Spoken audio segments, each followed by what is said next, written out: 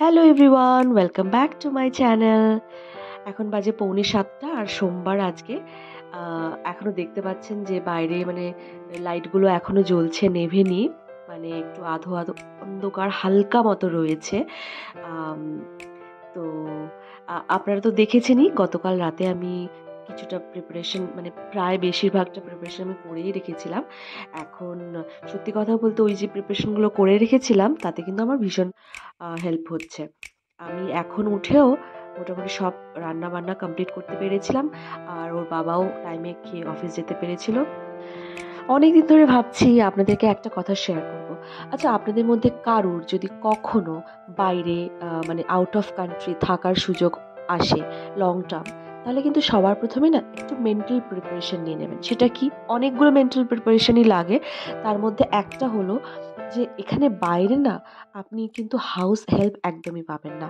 House help বা কাজের লোক যাই বলেন না কেন, ধরুন ইন্ডিয়াতে যেরকম কনসেপ্ট আছে যে কেউ বাসন মাজতে আসবে, কেউ জামা কাপড় কাচতে আসবে, কেউ ঘর মুছতে আসবে, বা কেউ পুরোটাই করবে একসাথে, কেউ রান্না করার লোক। তো এরকম কিন্তু একদমই এখানে পাবেন না। বিদেশে জীবনটা ভীষণই টাফ এই এই দিক থেকে। এখানে জুতো সেলাই থেকে চণ্ডীপাঠ সব কিছু নিজের হাতে করতে হয়। আম, এমন নয় যে কাজের লোক পাওয়া যায় না, কাজের লোক কিন্তু পাওয়া যায়, but they are too expensive. আপনি কর্পোরেটে জব করে যেরকম ইনকাম করেন, আপনার যেটা স্যালারি হবে তাদেরও প্রায় সেরকম স্যালারি দিতে হবে, উইচ ইজ নট পসিবল। তো সেই কারণেই সবাই অ্যাফোর্ড করতে পারে না, আর তাই কেউ রাখেও না। তো আলটিমেটলি কি হয় না, সব কিছু কাজ নিজে থেকে করতে হয়। ভ্যাকিউম, ডিশওয়াশ, তারপরে জামা কাপড় কাচা, সব কিছু নিজের হাতে করতে হয়। তো এইটা যতটা আপনি মেন্টালি প্রিপেয়ার্ড থাকবেন ততই আপনার জন্য ভালো। তো এটাই আপনার সাথে শেয়ার করার ছিল। আর বাকি কথা বলতে বলতে আপনাদের সাথে তো দেখতেই পেলেন, যেহেতু আমি গতকাল রাতে সব কিছু করে রেখেছিলাম, তাই আমার রাসামটাও হয়ে গেল, আর ওদিকে চিকেন রাইসটাও হয়ে গেল, আর আমার চিলাও রেডি। চিলাটা ওর বাবা খেয়ে যাবে, রাসামটা রাতের জন্য, আর চিকেন রাইসটা ওর বাবা নিয়ে যাবে। তো যাই হোক, এই হলো সকালবেলা আমার রুটিন। আমি এগুলো করে নিয়েছি। এখন আমি মামামকে তুলবো। মামামকে তুলে ওকে ব্রাশ করিয়ে জল খাইয়ে, তারপরে এখন তো উইন্টার, এখন তো টেম্পারেচার একদমই কম।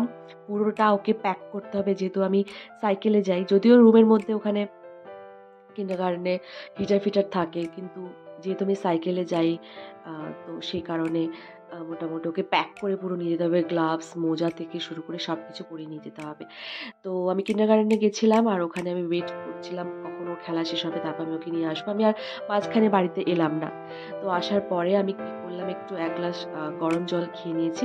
এর আগেও খেয়েছি, সেটা ক্লিপ দিতে ভুলে গেছি। তো ওটা খাওয়ার পরে তারপরে আমি এখানে আমার ব্রেকফাস্টটা বানিয়ে নিচ্ছি। ওই একই ব্রেকফাস্ট আমার মেয়ের আর ওর বাবার। তো চিলা, টক দই। তো আমরা চেষ্টা করি যাতে করে হেলদি লাইফস্টাইল, হেলদি ফুড হ্যাবিটটা আমার মেয়ের মধ্যে যাতে আসে, সেই কারণেই তো চিলা ফিলাগুলো এটা ডালের তৈরি। তো খুবই ভালো। আর এদিকে আমি খুব লঙ্কা খেতে পছন্দ করি, একটু ঝাল ঝাল হলে যেন আমার সব কিছুতেই ভালো লাগে। তো লঙ্কা ফঙ্কা দিয়ে, আর মাম্মাম যেহেতু খায় তাই পুরোটা দিতেও পারি না, তাই আমি আলাদা করে লঙ্কাটা কুচি কুচি করে নিয়ে চিলার সাথে টক দই দিয়ে খাচ্ছিলাম। তো আমার খাওয়া হয়ে গেছে। অ্যাকচুয়ালি না, মাম্মাম এখন বসে বসে ওই আম, যেহেতু ও স্কুলে কান্নাকাটি করেনি, তাই জন্য ও বায়না করে না ওই জেলি চকলেট নিয়ে বসেছে, খাচ্ছে। তো আমি ভাবলাম ও যখন ওটা খাচ্ছে তাহলে আমি আমার খাওয়াটা কমপ্লিট করে নিই। তো খাবারটা কমপ্লিট হয়ে গেছে আমার, ওর জন্য এবার ব্রেকফাস্টটা আমি নিয়ে যাচ্ছি। আর ওর ব্রেকফাস্টে আছে হলো ওই সেম চিলা, টক দই, আর একটু কমলা লেবু। তো